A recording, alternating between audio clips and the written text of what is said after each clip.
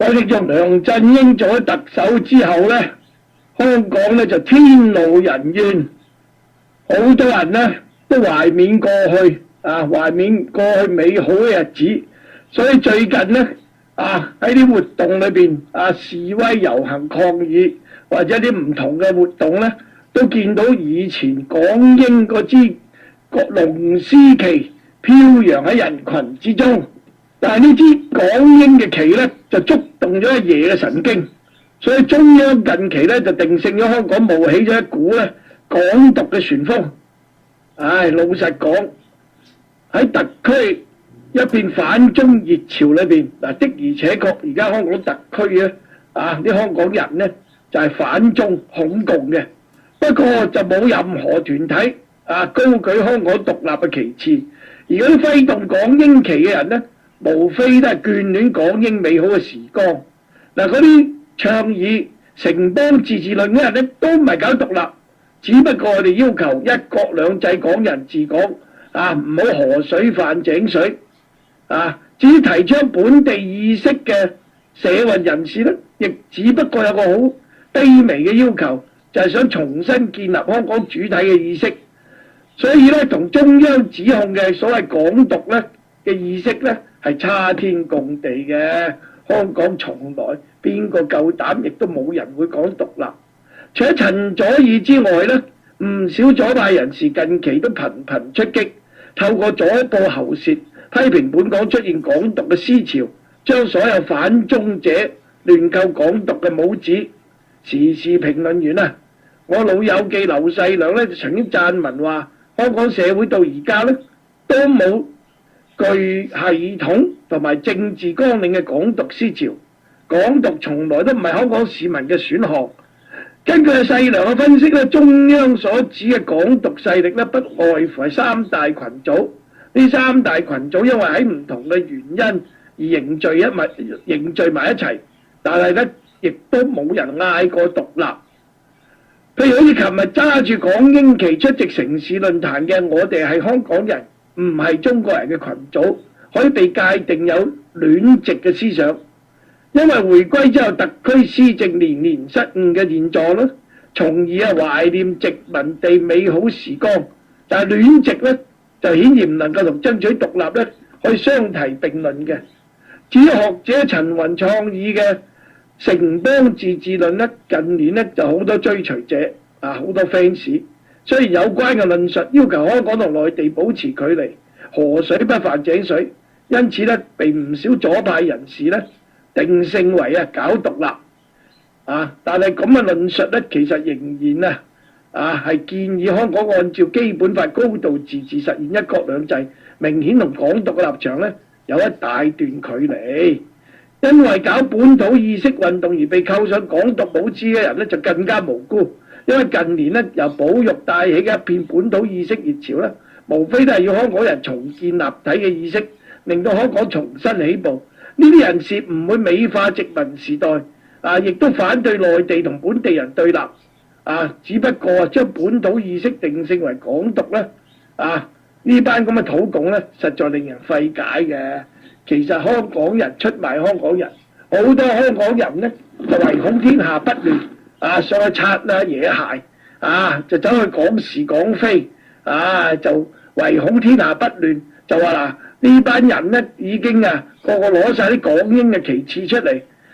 仲唔係搞獨立？呢啲人呢，其實就係出賣香港人利益嘅人，呢啲人呢，就根本唔配做香港人。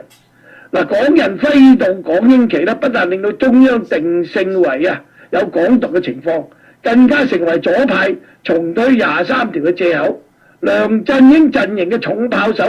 全國政協委員嗰個不知所謂嘅 Dream Bear 劉夢熊呢，琴日喺城市論壇就話呢，高叫支持港獨呢啲口號呢，屬於叛國分裂國家行為，應該趁機會呢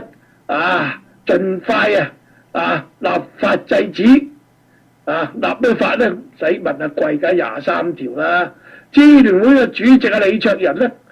就唔使問貴啦，梗係鬧呢個劉夢熊製造輿論，冒與政府裏邊裏應外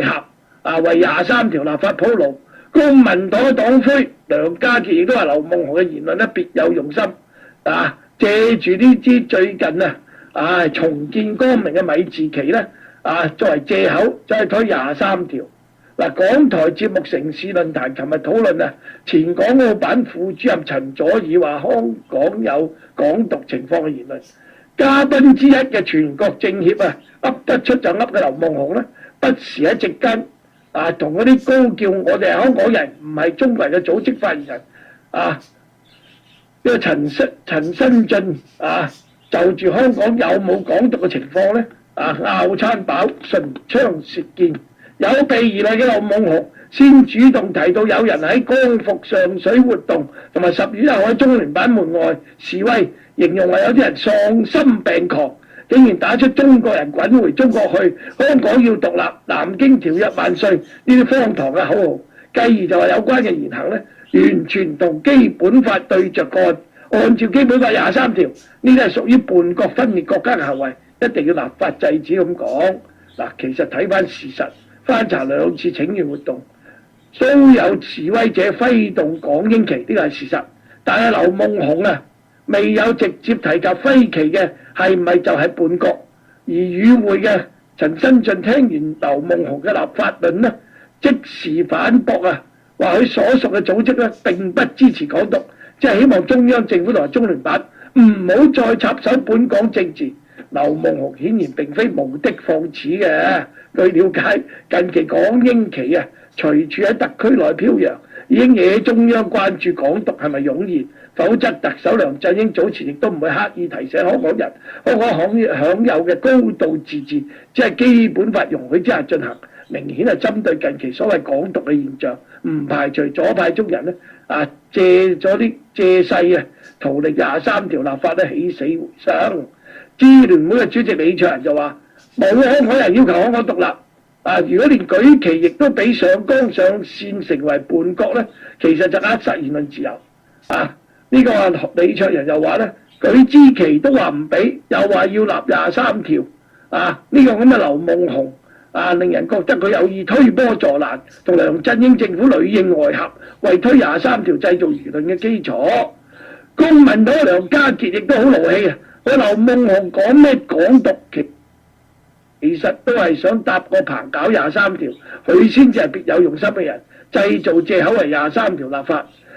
傑哥又話咧，同意時事評論員夫子嘅講法，不論實際上因為理論上香港都不存在港獨，實質上質疑劉夢熊煞有介事提出立法。佢唔係代表自己，係代表共產黨其中一派準備破壞一國兩制所用嘅策略嚟嘅啫。夫子又話唔相信中央有意喺現階段因為港獨問題而力促23條立法，但唔排除有左派人士會借呢件事借題發揮。港台城市論壇琴日討論港澳辦前副主任陳佐洱狠批港人搞港獨言論。